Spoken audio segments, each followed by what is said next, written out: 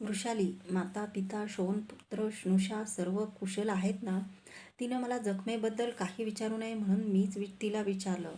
होय, सर्वांना आपल्याच कुशलतेची चिंता होती. वृषसेन, सुषेण, सुशर्मा यांना तर आपण ओळखणारच नाही इतके ते या 2 वर्षात वाढले आहेत. आणि आणि वृषकेत तर आपल्यासारखाच नित्यनेमानं गंगाकिनारी जातो अर्ध्यदानासाठी.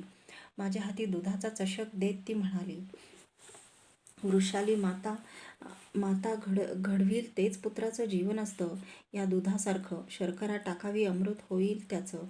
पण क्षार टाकला तर नासेल ते. आपल्या पुत्राचं संगोपन तुझ्यासारखी प्रेमळ माता करताना ते शूर आणि विजयी नाही झाले तरच नवल. मी दुधाचा चषक रिता केला. इतक्यात सत्यसेनाचा संदेश मिळालेला दुर्योधन हातावरून घसरणारं उतरीय सावरीत सावरीत झपझप चालत कक्षात आला. प्रणाम वहिनी. त्यानं वृषालीला अभिवंदन केलं. ते स्वीकारून वृषाली निघून गेली. अंगराज ब्रह्मास्त्र, त्यानं पहिलाच प्रश्न केला. युवराज ब्रह्मास्त्र प्राप्त केल्याशिवाय मी कसा परतेन? त्याला आधार देताना माझं अंतरंग खोलवर कुठंतरी सलत होतं. जय हो साधू, आता पांडवांचा नक्षा उतरायला अधिक काल लागणार नाही. आजपासूनच 12 वर्षाचा वनवास संपवून ते 1 वर्षाच्या अज्ञातवासावर निघाले आहेत. मग तुझे गुप्तहेर त्यांच्याभोवती आजपासून पेरून टाक. या वर्षात त्यांना शोधून काढलं की पुन्हा 12 वर्षाचा वनवास येईल त्यांच्या वाट्याला. माझ्यासमोर इंद्राला पुढं करून अर्जुनाला संरक्षण देणाऱ्या पांडवांच्या कुटील राजनीतीचा अनुभव जिवंत होता. जीवन तत्त्वज्ञानावर कधीच चालत नसतं. त्यासाठी व्यवहाराची कास धरावी लागते. कर्ण, आपल्या सेनेतील सर्व कुशल गुप्त दूत केव्हाच चोहो दिशांना गेलेले आहेत. प्रत्येक राज्यात, अरण्यात, वृजनात, नगरात, तीर्थक्षेत्रात, इतकंच काय पण गुहेत सुद्धा पांडवांना शोधून काढण्यासाठी ते जीवाचं रान करतील. पांडवांचा पाठपुरावा करण्यासाठी मी तळमळतो आहे. पण घरभेद्यांनी त्यांना पाठीशी घातलं आहे. पितामह, महामंत्री, विदुर, अमात्य आणि गुरुद्रोण हे सर्वच दिसतात तसे नाहीत. इथली सर्व वार्ता दररोज पांडवांना अचूक कळत असली पाहिजे. युवराज, फार तर काय होईल, पांडव प्रकटतील, युद्धाचं आव्हान देतील, ती स्वीकारण्याचे सामर्थ्य ह्या दंडात असताना कोणीच तुझं अनिष्ट करणार नाही. अंगराज, तुझ्या सामर्थ्यावरच तर मी उभा आहे. तसा प्रसंग आलाच तर तूच कुरूंचा पहिला सेनापती होण्यास सर्वथैव योग्य ठरशील. बस, याच निर्धारानं वाग. तुला दिलेलं वचन मीही पूर्ण करीन. अर्जुनाला बदलल्याशिवाय मी कधीही माझे पाय धुणार नाही. चलतो मी, तू विश्रांती घे. तो उठला आणि हत्तीच्या मत्त चालीनं कक्षाबाहेर गेला. मला अंगराज करून माझ्या जीवनात क्रांतिमय बदल करणारा तो वीर योद्धा होता. अज्ञातवासाचं 1 वर्ष गवाक्षातून गंगेच्या पात्राकडं पाहत मी विचार करू लागलो. 6 कारांडव पक्ष्यांचा एक थवा पात्रावरून वर आकाशात उडाला. पूर्व दिशा धरून झेपावू लागला. मात्र त्यातील एक मध्येच मागं रेंगाळला. फडफडत चोच वळवळून तो सरळ राजवाड्याच्या दिशेने पश्चिमेची बाजू धरून उलट गतीने झेपावत येऊ लागला. थव्यातील पाचांपासून तो प्रत्येक क्षणाक्षणाला उलट गतीने दूर येत होता. मी गवाक्षाचं कवाट लोटून घेतलं. अज्ञातवासाचं 1 वर्ष, तसं पाहिलं तर प्रत्येकाचं जीवन हाच एक अज्ञातवास असतो. दुःखापासून दूर जाण्यासाठी पत्करलेला पण अधिक प्रभावी दुःखांनी घेरलेला माझं जीवनही तसंच होतं. 75 वर्षाचा हा दीर्घ पट्टा घटनांची, भावनांची अपकर्षाची किती अवघड वळणं घेऊन आला होता. कशाला संगती लागत नव्हती. पुढं तरी कधी ती लागणार होती का? नाही, कोण जाणं. महिन्यामागून महिने जात होते, पण पांडवांचा शोध कुठल्याच गुप्त दूतांना काही लागत नव्हता. भीमाच्या जाणवेनं दुर्योधन तर अस्वस्थ झाला होता.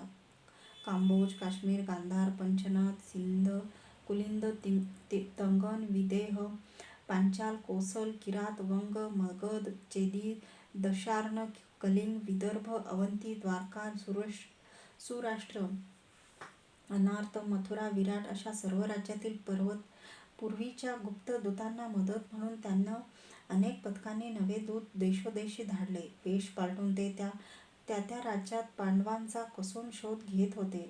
नकाराचं कटू निवेदन दर सप्ताहाला राजवाड्यावर येऊन थडकत होतं. दुर्योधनाची अस्वस्थता वाढतच होती.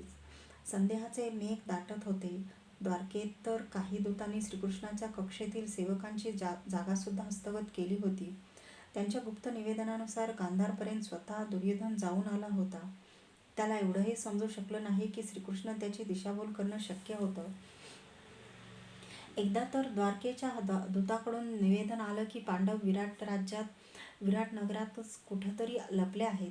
त्याप्रमाणे दुर्योधन त्यांच्या शोधासाठी तिकडं जायला निघालाही. विराटांचा मत्स्यदेश तर हस्तिनापूरच्या सर्वात नजीकचा देश होता. तिथं राहायचा धोका पांडव पत्करू शकले नसते. केवळ यमुना पार केली की विराटांचं राज्य असताना ते एवढं धैर्य कसं करतील? माझा कयास होता की पांडव हिमालयातच कुठेतरी लपले असावेत, निर्जन थंड गुहेत. त्यासाठी हिमालयातील दरीखोरी गुहा धुंडाळण्यात आल्या. धर्मारण्य, नैमिषारण्य, वारणावत सर्व अरण्य पालथी घालण्यात आली. सोम, पारियात्र, विंध्य, निषाद, गोवर्धन, शुक्तिमल, मेकल, कृश, मल्ल, गंधमादन सर्व पर्वतांवर भटकून दूत थकले.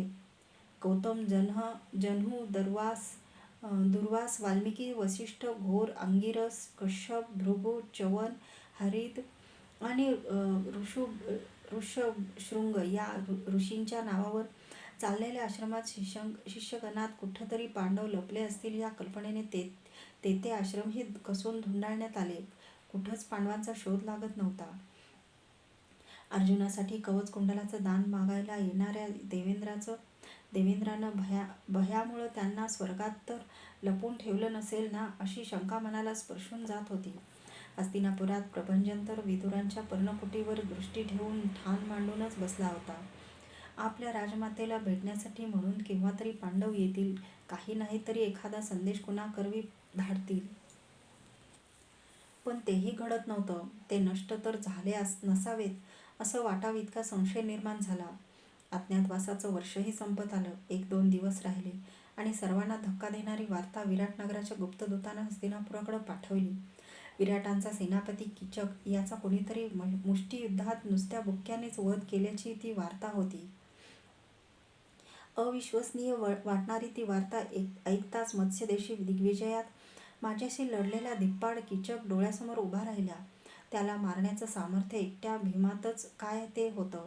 भीम विराट नगरातच असला पाहिजे आणि अर्जुनही. विचारांची चक्र भराभर धावू लागली. दुर्योधनानं तात्काळ तातडीची राजसभा बोलावली. अश्वत्थाम्यासह सर्वांना कुरूंच्या अन्नाला जगण्याचं भावनामय आवाहन करण्यात आलं. सर्वानुमते विराटांच्या गवळीवाड्यातील शेकडो गायी हरण करण्याच्या निमित्तानं विराट नगरावर चढाई करण्याचा निर्णय घेण्यात आला. गायीसाठी पांडव अज्ञातवास विसरूनही प्रकट झाले असते. ते मग वचनभंगाच्या कैचीत सापडणार होते. पुन्हा त्यांना वनवासावर जावं लागणार होतं. एकाएकी रणवाद्य वाजू लागली. कुरूंचं लक्ष सैन्य राजवाड्यासमोरच्या भव्य पटांगणात एकत्र झालं. पूर्वी माझ्याबरोबर दिग्विजयासाठी धावणारं ते सैन्य आज गोहरणासाठी धावायला सिद्ध झालं होतं. काहीतरी चुकत होतं. माझ्या मनाचा सखोल कप्पा संभ्रमित झाला होता. जीवनाची नौका कुठंतरी डगमगत होती, भटकत होती. आम्ही कुठं जाणार हे दुर्योधन आणि मी याशिवाय कोणालाही माहीत नव्हतं. विराटनगर सेनापती दुर्योधनानं आपला हात उंचावून सैन्याला आक्रमणाची दिशा दाखवली. लाखो घोड्यांचे वेग हिसकले गेले. शंखांचे ध्वनी निनादले. युवराज दुर्योधनांचा विजय असो. गगनभेदी आरोळ्या निनादू लागल्या. त्या किती उंच गेल्या आहेत हे ताडण्यासाठी मी वायुजितावरून मान उंचावली.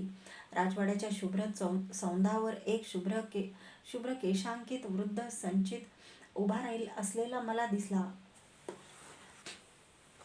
पितामह भीष्म हनवटीला हात टेकून उभे होते. आकाशाच्या कधीही न पाझरलेल्या पोकळीकडं पाहात. आपल्या शब्दाला कुरूंच्या राजसभेत कवडी मोलाचंही स्थान आता न राहिल्याची खंत करीत. अश्वत्थामा, मामा, दुःशासन, शोण आणि मी सर्वजण एक सेनापथकाच्या अग्रभागी राहून विराटनगराच्या दिशेने दौडू लागलो. सर्वांच्या पुढं खडक उपसून दुर्योधन होता.